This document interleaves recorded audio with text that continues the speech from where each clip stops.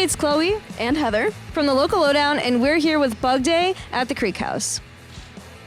All right, so first up, do you want to introduce yourselves and what you play in the band? Sure. I'm Rowan. I'm the rhythm guitar vocalist, occasional weird saxophone sounds. My name is Simon, and I play the drums and the cymbals. My name's Nick. I play the bass. I'm Rob. I play guitar and scream. Perfect. Thank you, guys. So our first question, your Spotify bio describes you as a, quote, noise rock art punk phenomenon, and also describes how you combine sounds from the Midwest rock scene all the way to free jazz. How did you guys develop your sound as a band? Well, Rob wrote that. I don't know what any of that means.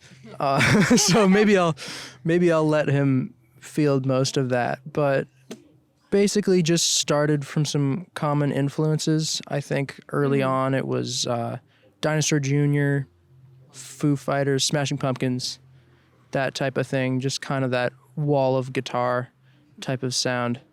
And then we just kind of worked from there. And we also have jazz background.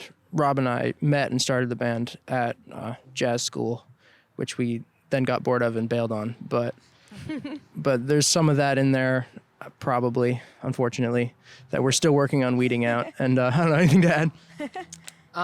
Yeah. So we did the whole music conservatory thing. So some of our stuff is like complicated, and I do my best to make it sound less complicated or just more aggressive, I think. So it's, Awesome. In your face. Anyway. All right, you guys also won an award from the Eastman School of Music at the University of Rochester. What was that experience like? Yeah, that was experience might be a stretch. It technically happened. So it was actually, it was through Eastman, but it was from this magazine, Downbeat, which is primarily a jazz thing, but they do a whole bevy of student music awards once a year. Yes, bevy. That's right. And they just recently added like pop/rock category that we submitted for kind of on a lark, and then we did win. So that was something. Nice. Okay, so your EP, UFOs by the Lake, came out just a couple weeks ago from the time that we're recording this interview. We really like Oh Dry Up, which was the first single you teased for the EP. It starts off with an upbeat sound and softer vocals that eventually builds up into a heavier instrumental ending. What was the inspiration for this song as a whole? Well, the title is from a crossword puzzle clue. Oh, interesting. Don't swear.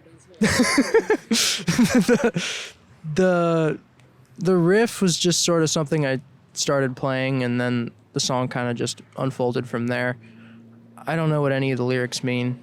It doesn't seem like a very positive thing, but... Mm-hmm. Are you guys the kind of people who do, like, the New York Times games every day? Yeah, afraid so. Yeah, okay. You know what? I can relate. Yeah. It's all right. Except I got signed out. Oh, no. You can't lose your streak. You have to keep doing them.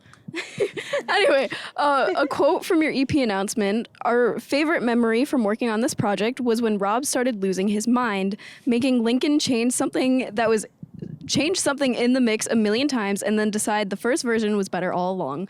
Was this a usual occurrence, and what was the process of transitioning from writing to recording for this EP?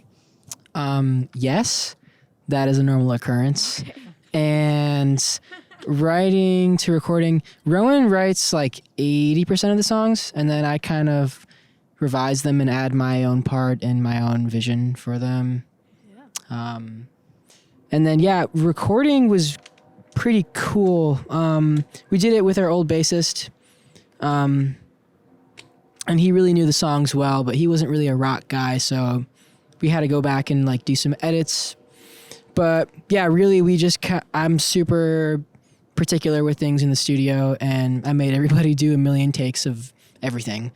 And then, I'm very hands-on, but I think it yielded us a pretty good product that I'm proud of, and I just made sure to take care of every individual moment. So everybody hated me for a little bit after it, but I think it worked out in the end. So cool. Awesome. So you guys have a show coming up this summer with Amphet, Every So Often, and Keep Flying for their summer tour. How excited are you for this show? That's a pretty cool one. We're really excited to do it. It's back-to-back Buffalo and Syracuse in June. And our friend Nick Masita, new friend from After Dark Presents, set that up. So that's really cool. And I know he works with some awesome people that I look up to. So we're really pumped for that. I am from Syracuse, and my brother did go to high school with Nick and Troy. Let's go. So shout out them. They're cool. So any upcoming releases, shows, merch, or other news we should be on the lookout for? Yeah, I mean, really, we're basically booked out through the summer. Those are the really big ones. We'll be heading to Philly. It's not announced yet. Maybe by the time this is out, it will be. But that'll be June 7th with some really, really cool bands. New York City, July 26th. Oh, yeah, we're opening for this Weezer tribute show in Rochester at the Bug Jar next week. So that'll be really cool. Awesome. Shout out Bug Jar. Shout out Bug Jar. And yeah, we have like a million songs that aren't released. We have so many songs. And Nick is actually in his main band is Blue Envy. I'm repping them tonight. So he actually joined us just a couple months ago, and he's, we're making him learn like 10 songs a week. So it's tough to get recording already after just releasing, but we'd love to get in the studio this summer, and that'll probably happen. So Thank you so much for talking to us. It's been Chloe, And Heather. and we'll catch you in the next interview.